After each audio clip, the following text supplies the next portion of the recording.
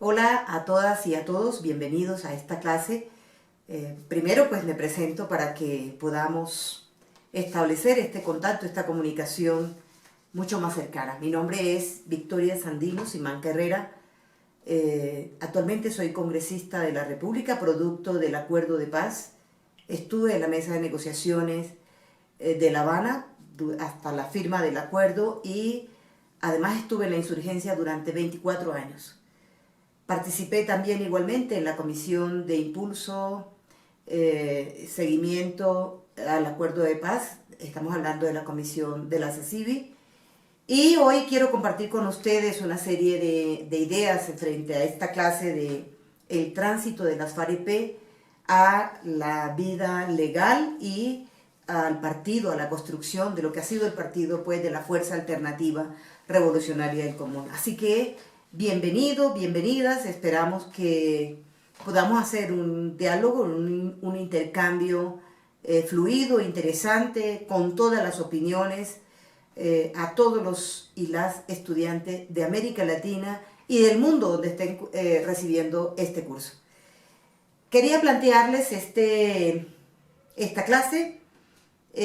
como en tres momentos. Uno, que sería el planteamiento de antes, o sea, lo que fue las FAREP,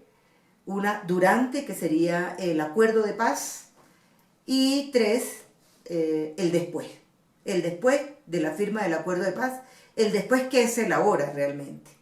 Entonces, frente a esos tres elementos, pues me permito como expresarles que en ese antes, lo que ha sido, lo que fue las FAREP, o sea, la fuerza, la guerrilla, la insurgencia, como Fuerzas Armadas Revolucionarias de Colombia, decirles que hay una caracterización teórica que yo quiero partir de ese elemento. Señalar primero que las FARC fue una organización política militar. Y eso no es de una retórica, es señalar que esa organización política militar era al mismo tiempo un partido dentro de esa estructura militar. Simplemente pues como organización política militar, pues fue una guerrilla marxista-leninista. Y quisiera unos antecedentes breves para no detenernos mucho en eso, pero decir que en el momento en que se da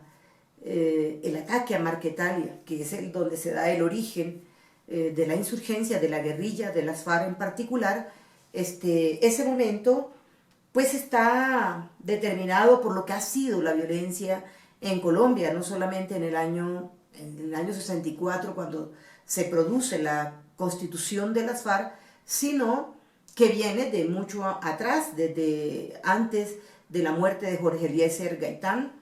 y ya en los territorios campesinos, rurales, indígenas, se venía esta ola de violencia bipartidista, de lo que se llamó pues los liberales, la lucha o la guerra de los conservadores contra los liberales y los comunistas.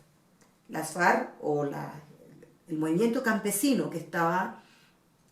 se había desplegado luego de la dictadura de Rojas Pinilla, se había desplegado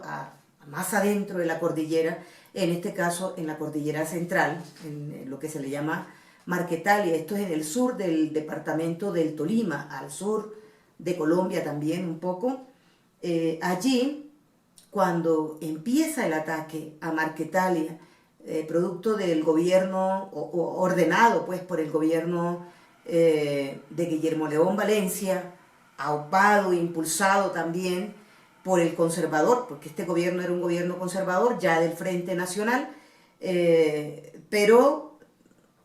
dije yo aupado por el senador conservador también, Álvaro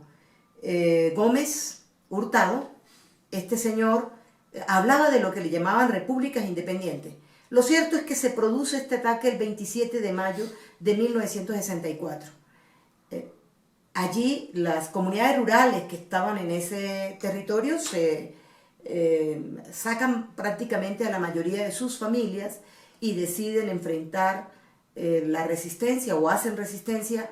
un puñado de hombres y mujeres. Se habla en la historia de los diarios pues, de Marquetalia y de varios textos que hablan de estos primeros momentos de la insurgencia, de la constitución de las FARC, habla de 48 hombres y mujeres. Allí habían alrededor de unas 4 mujeres que decidieron permanecer en esa resistencia. Así que el 20 de julio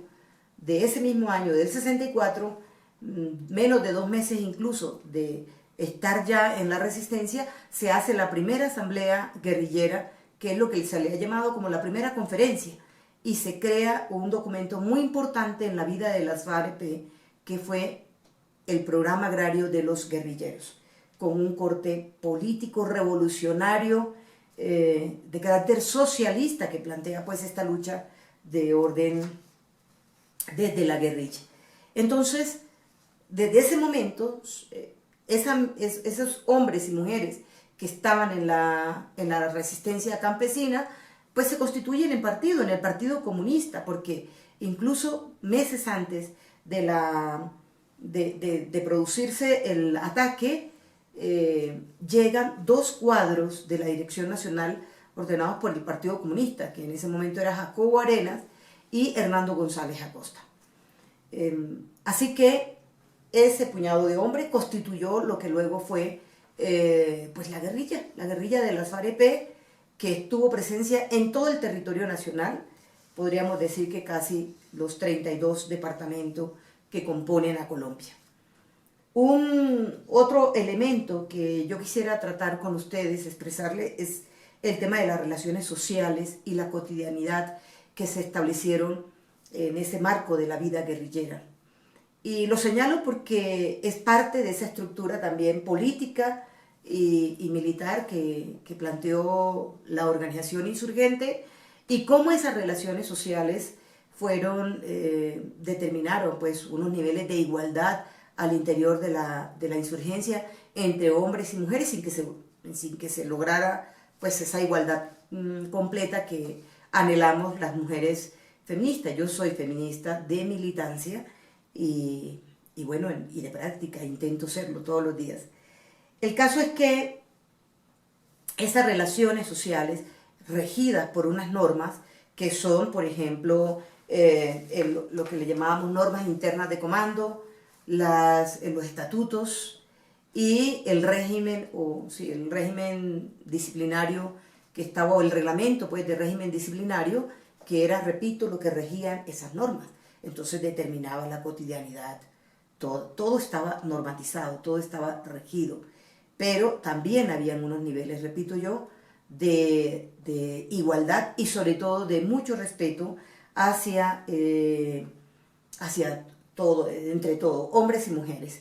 Y esto creaba un nivel de camaradería, de compañerismo, de colectividad, de colectivismo muy, muy importante.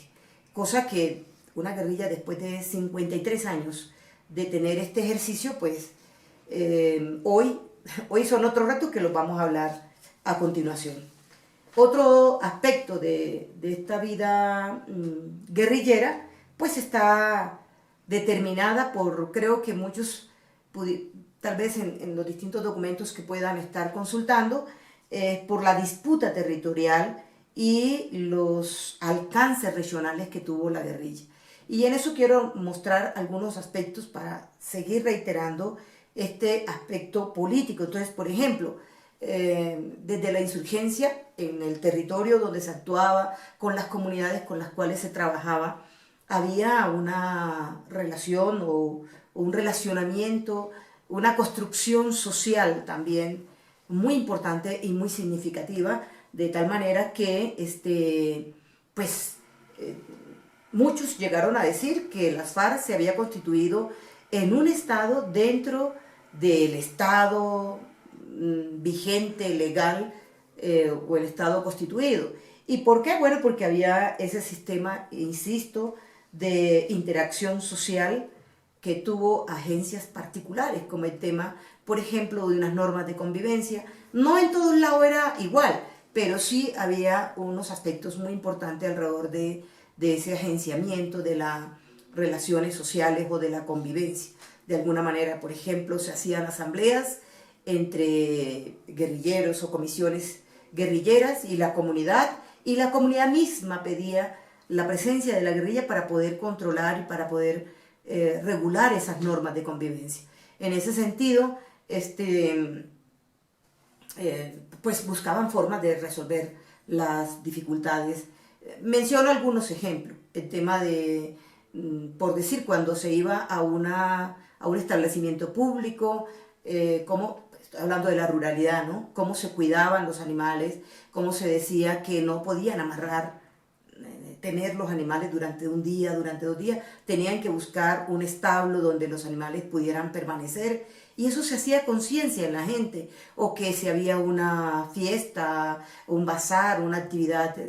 cultural, pues no podían entrar armas, no podían estar con armas, ni podían estar armas de todo tipo, armas de fuego o machetes o cortopunzante, cualquier tipo de este tipo de armas que pudiera causar un conflicto, o que ante algún conflicto que se presentara pudiera ser tratado de manera distinta. Pero había cosas también muy importantes, por ejemplo, el control que había en términos de protección sobre el medio ambiente frente a la tala, a la quema, a la explotación minero-energético, sobre todo minera. Eso hubo un control riguroso durante toda la historia de la organización, a tal punto que hoy, si se indaga frente a lo que ha pasado desde la firma del acuerdo de paz, notarán y encontrarán los resultados. Ustedes que son investigadores, investigadoras, encontrarán los resultados de cómo se ha aumentado o se ha exacerbado el tema de la explotación minera en estos territorios o de la contaminación incluso. Todos estos aspectos fueron significativos y muy importantes en la vida de los territorios, de las comunidades y por supuesto en el accionar político de la insurgencia. Quisiera abordar para cerrar este cuadro del antes, señalar que en ese carácter político que ha tenido las FARC también tenemos como un aspecto significativo, o fue un aspecto significativo, la búsqueda de un acuerdo de paz, siempre, siempre, desde el mismo momento que se planteó el ataque a Marquetalia, previo y durante y después del ataque a Marquetalia, los comandantes, los jefes guerrilleros de ese momento siempre se dirigieron a la sociedad, al país, incluso a la comunidad internacional, para búsqueda de un acuerdo, de una solución política. Así que esto es un poco paradójico, ¿no? Pero la constitución de las FARC en guerrilla no fue una reacción espontánea, o decir simplemente se van a constituir en guerrilla, sino que fue producto de lo que en Colombia fue y sigue siendo el tema de la violencia. Luego encontramos, por ejemplo, otros ejercicios de diálogo, como fue los diálogos de la Uribe, que se realizaron en la primera etapa de la década del 80, que se concretó en una tregua, esa tregua que fue hasta el año 90, justamente con el gobierno de César Gaviria, y que terminó con un ataque a la sede donde se encontraba en ese momento el Secretariado Nacional de las FARC, que era en Casa Verde, eso es allí en la cordillera oriental, en la Uribe Meta. Pero también después hicieron otros intentos, como decir el intento en Caracas y en Tlaxcala en la 91, 92. Esto terminó prácticamente a finales del 92 porque no fue posible construir un acuerdo. Y pues también encontramos el otro proceso que se inició en el año de 1998 en el Caguán, que estuvo prácticamente durante 4 años sin que fuera posible definir ni siquiera una agenda para avanzar en la construcción de un acuerdo posible. Y finalmente, pues lo que hemos llamado el acuerdo de paz, que es el proceso que se realiza en La Habana desde el año 2012 hasta el 2016. Primero con una etapa secreta, cerrada, para construir una agenda, y luego ya en la construcción misma del acuerdo de paz, de los 6 puntos de esa agenda que se había pactado previamente, en la cual, repito, yo participé. Entonces señalar que además, en esta, pues como concluyendo esta primera parte, este primer bloque, que además de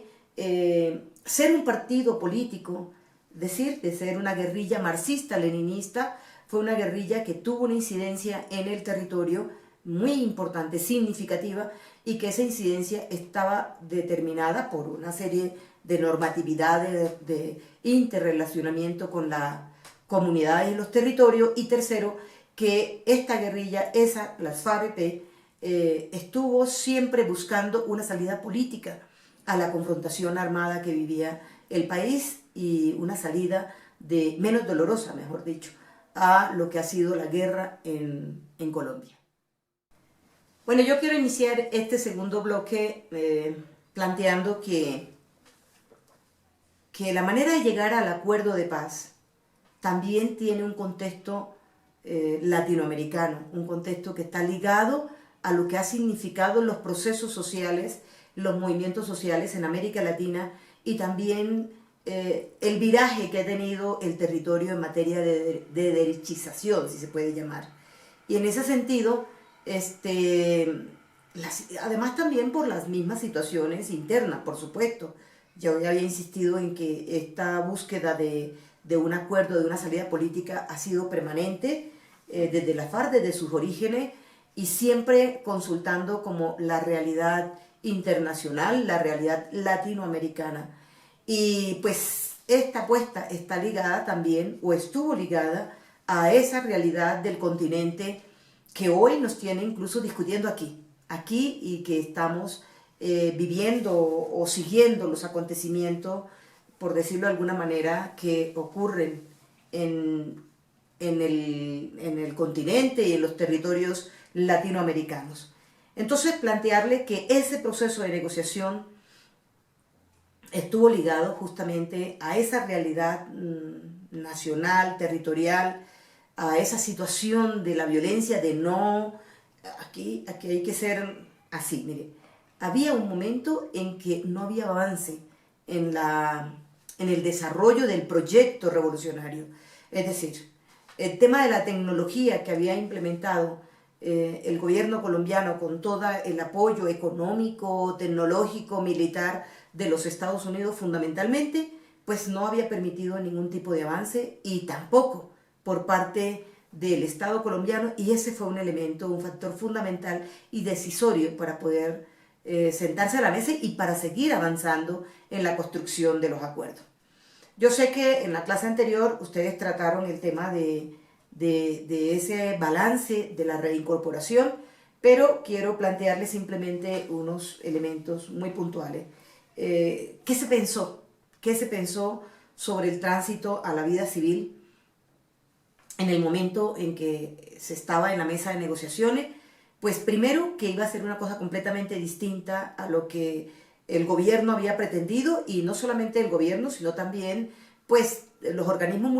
multilaterales que han hecho o que han incidido en estos procesos de paz en el mundo con el tema del DDR, ¿no? De la desmovilización, desarme y reinserción, versus a lo que fue nuestro planteamiento desde el principio, desde que fue el planteamiento de las FARC y de lo que se buscó construir, como fue el tema de la reincorporación de un carácter colectivo. O sea, lo esencial de la reincorporación es el carácter colectivo que tiene, y esto está ligado al aspecto del proyecto, o sea, de la diferenciación. No es que las FARC estuviera renunciando a la lucha revolucionaria o a los cambios, a las transformaciones sociales, sino que se buscaba, como insisto, una vía distinta, una vía menos dolorosa, una vía política de resolver, de dirimir la confrontación y el conflicto colombiano a través de las luchas sociales o a través de los cambios políticos que había, que tenían que producirse. Y eso estaba ligado también al tema de la reincorporación. Entonces, por eso se habla en el acuerdo de la reincorporación de acuerdo a los intereses de las FARC, es decir, de acuerdo a una reincorporación política, económica, social y cultural, repito, de acuerdo a los intereses colectivos de esa guerrilla que iba a hacer el tránsito a la vida civil. En ese sentido, pues son muchos los retos, ¿no? Porque implica que es un proceso colectivo e individual también, porque viene el asunto problemático que ha venido ocurriendo en la actualidad, que está ligado con de salir de ese colectivo en el cual se estaba a continuar en este colectivo que hoy ya no es tan cerrado, porque pues antes estaba en la confrontación, en la montaña, pero todo el mundo estaba ahí. Ahora pues hay un grupo importante, significativo en los espacios, lo que se le llaman espacios territoriales de reincorporación y capacitación, o bueno, el ente jurídico que quieran darle, pero que son unos escenarios donde están en el territorio nacional asentados varios de hombres y mujeres en proceso de reincorporación,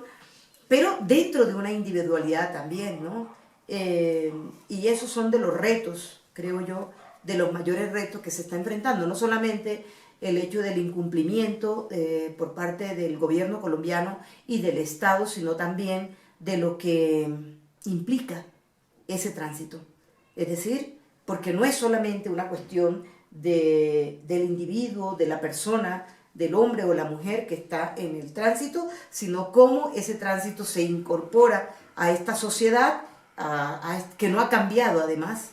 y cómo se sigue la lucha por las reivindicaciones sociales, la lucha política, la lucha económica, la lucha por la supervivencia incluso, especialmente a partir de los incumplimientos, en el sentido de que los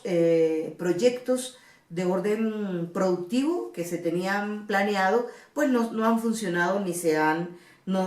cumplido. Entonces, hay que decir que yo trato de relacionar un poco esto con lo que viven los pueblos étnicos, los pueblos indígenas especialmente. Es decir, cómo el sistema capitalista, y nosotros lo planteamos de esta manera, el sistema capitalista, del orden patriarcal, neoliberal, cómo impacta también a ese sujeto que era colectivo, que no se había preocupado antes, durante muchos años, por el tema de cómo se alimenta, de cómo se viste, de un tema del techo, de la vivienda. Entonces, todo ese tipo de cosas hoy empiezan a hacer mella en ese colectivo que, pues, tiene muchísimos problemas y muchísimos retos internos. Entonces, pues eso está acompañado también por un elemento que me parece a mí significativo, que es el tema psicosocial. Es decir, las personas que estuvimos o quienes han estado en la guerra, y sobre todo por muchos años, que han estado en ese colectivo, que de todas formas, insisto, pues regía toda la vida, a venir a este capitalismo, a esta individualidad, a este enfrentamiento contra una serie de situaciones que no los tenía antes, pues también significa, y también pasar los traumas de la guerra es un aspecto también que tiene una connotación significativa, que pareciera ser que no está muy, o sea, no es abordada por muchos, ni por el Estado, ni por las instituciones, y tampoco por muchos sectores, ni la academia,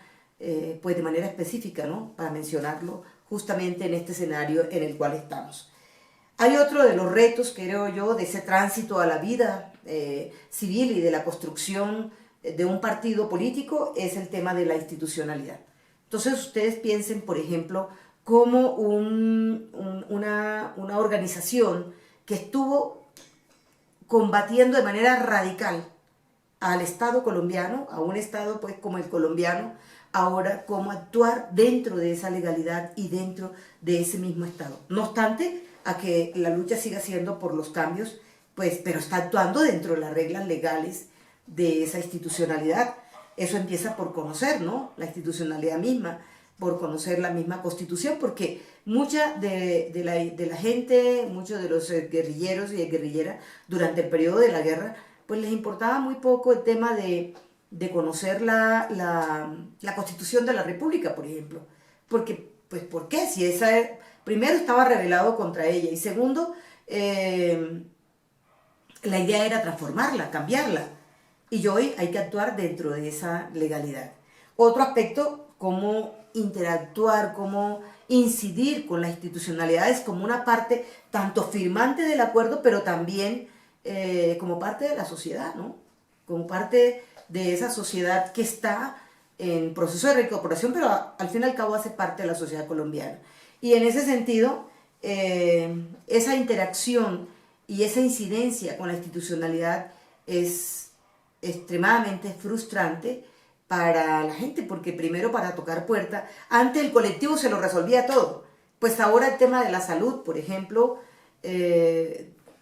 pedir una cita médica para que se lo den en 6 meses o más, como ocurre con el resto del pueblo colombiano, pero también sin tener en cuenta como las especificidades de esa persona que también trae secuelas de la guerra, ya yo lo decía, secuelas de la guerra que son tremendamente significativas en la vida y en los cuerpos de las personas. Así que ese trabajo esa es una etapa problemática también dentro de esa construcción social, política, económica, cultural que se tiene en la actualidad posterior a la firma del acuerdo de paz. Hay que decir que esto es muy nuevo, ¿no? La firma del acuerdo apenas 3 años, y en estos 3 años donde se ha buscado pues tener el mayor alcance posible, no ha sido tan efectivo. Dentro de esos retos también está, por ejemplo, el volver a una sociedad patriarcal, a un sistema patriarcal que no solamente victimiza a las mujeres de manera especial, claro, se generan hechos de violencia basadas en género, por ejemplo, sino también de estigmatización generalizada, no solo pues, contra las mujeres y los cuerpos de las mujeres quienes estuvieron en la guerra mucho más, pero también en general contra quienes estuvimos, hombres y mujeres, en la confrontación y en el conflicto. Y en esa hay una exclusión política. Cuando la apuesta máxima de las FARC, o de la Fuerza Alternativa Revolucionaria del Común, es decir, del partido que está en construcción, es justamente por ese ejercicio político, por esa participación política, por esa ampliación de la democracia de manera igualitaria, por lograr que esa democracia sea efectiva, igualitaria, real, concreta, que impacte a los territorios y a la vida de los colombianos y las colombianas, que se sientan parte de esta nación, de este territorio, y que puedan incidir de manera directa en la resolución de sus problemas. Pues eso no es tan así, esa es parte hay que decir aquí que Colombia, para que ustedes, pues en todo el contexto latinoamericano, lo tengan presente, Colombia ha cambiado, pero al tiempo ha cambiado, pero no lo suficiente. Es decir, es cierto que hay un acuerdo de paz, es cierto que hay otra serie de hechos importantísimos que se han modificado. El solo hecho de que yo esté aquí frente a ustedes conversando o expresando estas ideas no significa que las cosas hayan mejorado como se anhelaba, ¿no? Especialmente que esa vida democrática en los territorios fuera otra, pues eso no ha ocurrido. Por el contrario, si pegan una revisadita a los medios, a las redes, a las noticias de Colombia, se darán cuenta que aquí el tema de la violencia sigue siendo exacerbado. Y hablaba yo de esa democracia que no ha avanzado, empezando y de la estigmatización, empezando incluso por las mismas fuerzas alternativas, esas fuerzas que no obstante a que expresaron que iban a estar dispuestas, abiertas para recibir a esta otra nueva fuerza que llegaba luego de la firma del acuerdo, es decir, la Fuerza Alternativa Revolucionaria del Común, o el partido que se constituía, pues esto en la coyuntura electoral ha demostrado, actual en Colombia, en las elecciones de los territoriales, ha demostrado unos hechos totalmente distintos, porque ni siquiera ha sido posible establecer unos espacios de convergencia o de coaliciones para que se pudiera actuar en este contexto que no ha habido reforma política. Yo creo que eso ya lo han podido ustedes percibir en las anteriores clases, pero que en esta en este escenario en el cual estamos actualmente, desde, repito, desde el personal, desde la gente, hombres y mujeres que están haciendo este tránsito, pues no ha sido nada fácil. Quisiera compartir también, finalmente, un par de ideas de lo que tiene que ver con la individualidad, o no la individualidad, sino lo que significa esos retos también que están ligados al tránsito de los seres, de las personas, a ese tránsito de la legalidad que, repito, tiene varios aspectos. Uno, el tema en que no es una cuestión individualista, pero sí es necesario tener en cuenta la individualidad de estos seres que están o estamos haciendo este tránsito. Por mencionar, antes en el conflicto no se tenía el tema de la individualidad, es decir, si usted quería estudiar, no quería estudiar, si quería un empleo, qué tipo de empleo, eso no era parte de materia de preocupación. Hoy en día pues hay que resolver el tema de la salud, el tema de la educación, de las proyecciones profesionales o laborales que tenga cada quien, pero también de ese ejercicio, repito yo, bueno, muchas mujeres también quieren tener sus hijos, de frente a la educación que le pueden dar a sus hijos, otros y otras quieren constituir su familia, y bueno, todas esas problemáticas, cómo se plantean de cara a seguir constituyéndose o a seguir luchando en el contexto de unas transformaciones sociales, estructurales que necesita y requiere Colombia, y que es necesario pues que esta apuesta siga adelante, porque de lo contrario no sería no sería efectivo pues el acuerdo tal como se ha planteado.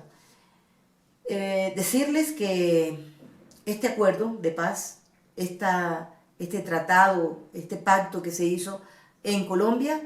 pues definitivamente repercute en el continente, repercute en los territorios vecinos, y de la manera de lo que ocurra también en estos territorios repercute igualmente en el acuerdo de paz. Por eso quisiera dejarles una serie de preguntas que me gustaría que ustedes pudieran reflexionar y pudieran pues expresar sus opiniones al respecto, para que nos diera la posibilidad de tener no solamente desde el tema del acuerdo de paz y desde el tránsito de esa guerrilla, de esa insurgencia, a un partido político que sigue aspirando a las transformaciones que este país requiere, o por lo menos que sean construidas de manera colectiva por el conjunto de la sociedad, sino que también qué repercusiones tiene para América Latina. Así que me permito hacerle estos cuestionamientos para el debate con ustedes. Bueno, las preguntas que quiero compartirles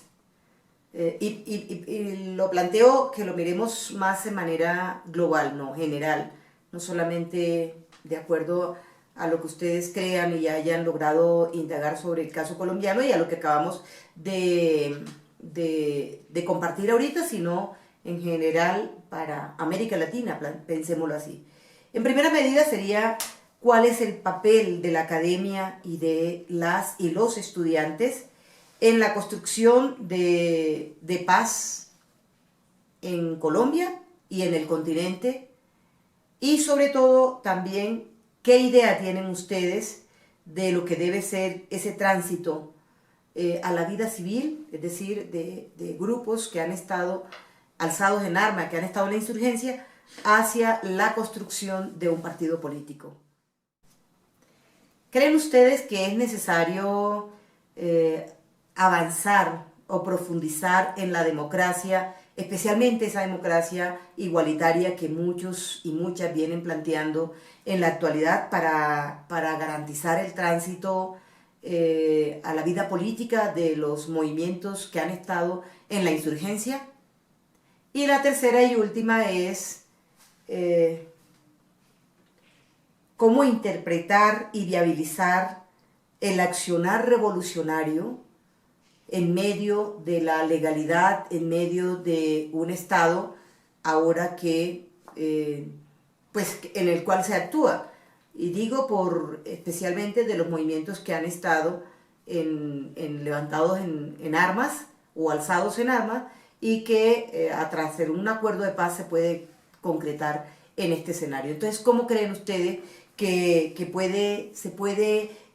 interpretar o viabilizar o determinar ese accionar revolucionario en medio de las condiciones de un Estado como se está actuando en Colombia en este momento?